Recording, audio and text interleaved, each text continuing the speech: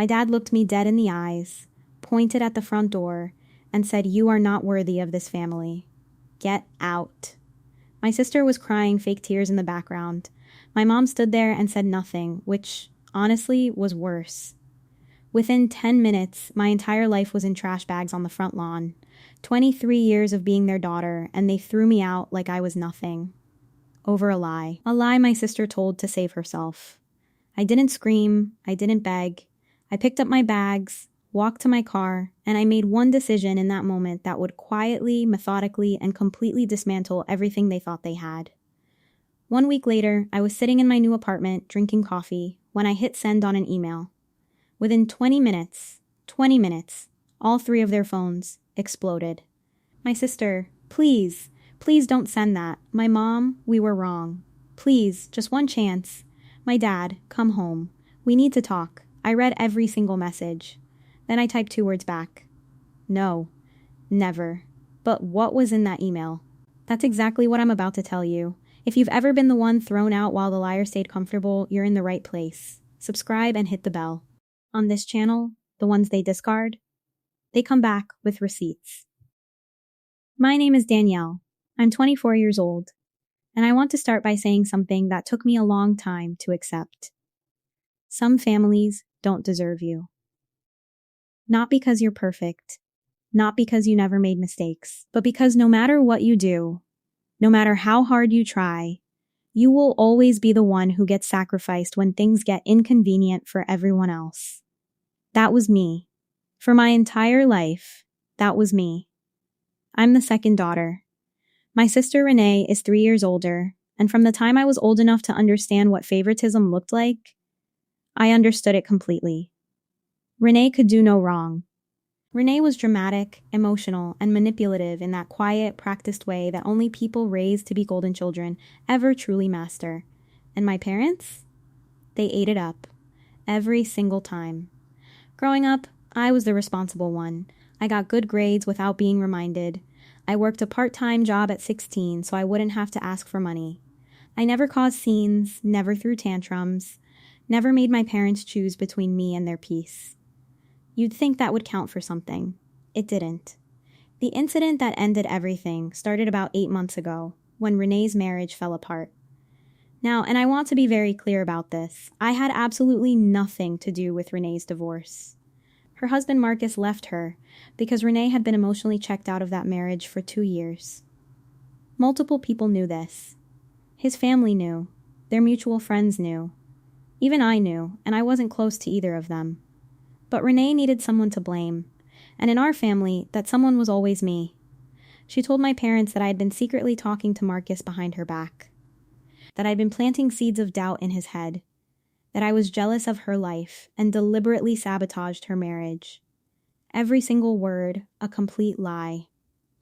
I found out what she'd said when my mom called me, voice ice cold, and told me to come home immediately. I remember thinking something serious had happened. An accident, a health scare. I drove 40 minutes to that house genuinely worried. I walked in the front door and my dad was already standing in the middle of the living room, like he'd been rehearsing what he was about to say. Renee was on the couch, eyes already red and wet, tissues in hand. A full performance.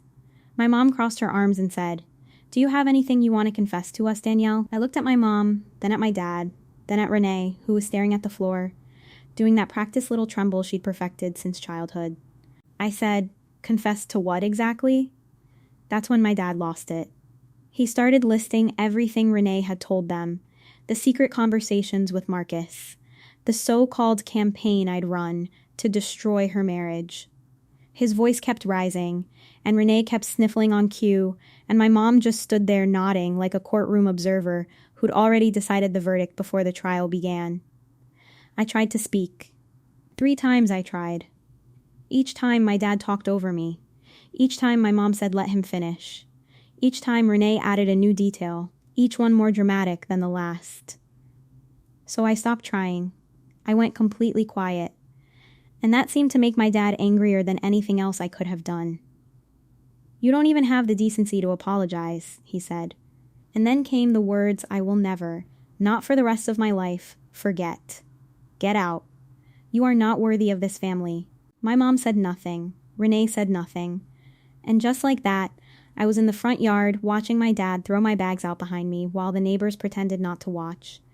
I drove to my friend Cassie's apartment and sat on her couch for about 3 hours without saying a word. Cassie, to her credit, didn't push me. She just made tea and sat nearby and let me process. What I was processing wasn't grief. Not yet. It was clarity. Because here's the thing nobody in that living room knew. The thing that Renee, in all her scheming, had completely forgotten about. 6 months earlier, Renee had come to me. Privately. Desperately. She'd asked me to hold on to something for her. A folder of documents she didn't want Marcus to find during what she described at the time as a rough patch. I'd said yes, because she was my sister, and I was still foolish enough to believe that meant something. I still had that folder. Inside it, bank statements showing Renee had been quietly moving shared marital funds into a personal account for 14 months. Screenshots of conversations. Records that told a very clear story about who had actually been destroying that marriage. And it wasn't me. It wasn't Marcus either. It was Renee. Methodically. Deliberately. The whole time. I hadn't opened that folder in months. I'd forgotten it existed, honestly. But sitting on Cassie's couch that night, I remembered. I spent the next week being careful. I wasn't emotional about it. I wasn't angry in that hot, reactive way that makes people sloppy. I was cold and focused and precise. I contacted a family attorney, just for a consultation, to understand exactly what I was holding and what it meant. The attorney was very clear. The documents were legally obtained, given to me voluntarily, and I had every right to share them. Then I drafted an email. Not to my parents. Not to Renee. To Marcus's attorney, who had been publicly listed in the divorce filing. A simple professional message explaining that I had documentation relevant to the asset division currently being contested in his client's divorce proceedings, and that I was willing to share it if it would be helpful. I attached everything. Then I sent a second email to 3 of my parents' closest family friends, people who'd watched me grow up, people my parents deeply cared about impressing. I didn't exaggerate. I didn't dramatize. I simply wrote out in plain, factual language exactly what had happened the day I was thrown out of my family home, and exactly what Renee had lied about, with the documentation to prove it. I hit send on both emails at 2:14 on a Tuesday afternoon. By 2:34, my phone was ringing off the table. Renee first, voice cracking, no more performance, just raw panic. Danielle, please, whatever you sent, please tell them not to read it. I'll explain everything. I let it go to voicemail. My mom next, we were wrong. I know we were wrong. Please, just give us one chance to make this right. Voicemail. My dad last. No shouting this time.